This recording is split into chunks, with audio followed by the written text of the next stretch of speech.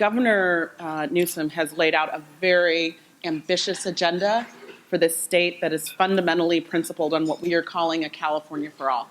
Well, for higher education, it means that we want to take the cost crisis and look at what is happening in terms of the total cost of attendance for students. The Student Aid Commission recently completed a study that shows students on average in this state are spending $2,000 a month on non-tuition costs. We're going to be very, very committed to the issue of total cost of attendance.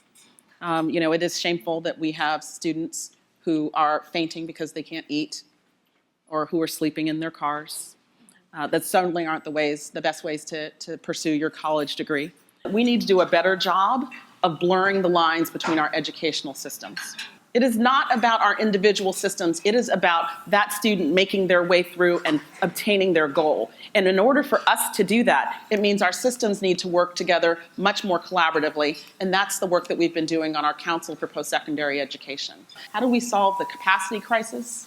How do we ensure that we have better throughput of students and more efficient throughput of students?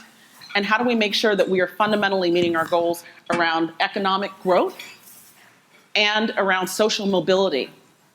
And that has to start in the region that is the least served in our state, and that's the San Joaquin Valley. We have just started a small group of folks who are working on a one-year initiative to look at how we set degree attainment goals for this state.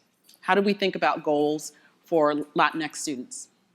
How do we think about goals across our higher education segments, but how do we think about goals by region? As we think about degree attainment goals for this state, there's no way to think about that and have an equity agenda if you aren't thinking about racial and ethnic gaps. So if we really want to be serious about racial equity, we have got to look at our admissions practices.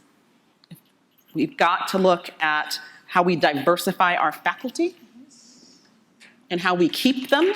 It is not just about getting people into a college, but it is about getting them to and through and employed in high-wage, high-growth industries and dealing with the wealth gap that we face in this state. We have influences of technology and AI, and those are changing the nature of work. But generally speaking, jobs aren't going away, but specific tasks within jobs are going away.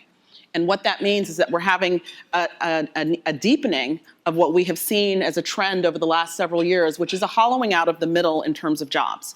We have the economy is producing a lot of jobs at the low end, a lot of jobs at the high end, relatively few jobs in the middle. And now with the increases in AI and robotics, we're going to see that even more dramatically.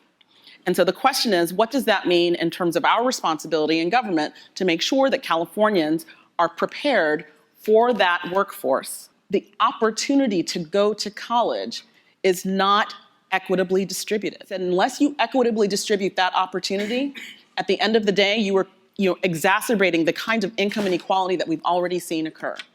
And that when we think about the future of work, we're not just thinking about it because it's a nice thing to do. We're thinking about it because it has huge implications for income, but it also has significant implications for long-term wealth. And if we care fundamentally about poverty, we can't just be focused on how much you're making today. We have to be focused on the issue of wealth and what we're doing to make sure that we are generating wealth in the most disadvantaged communities.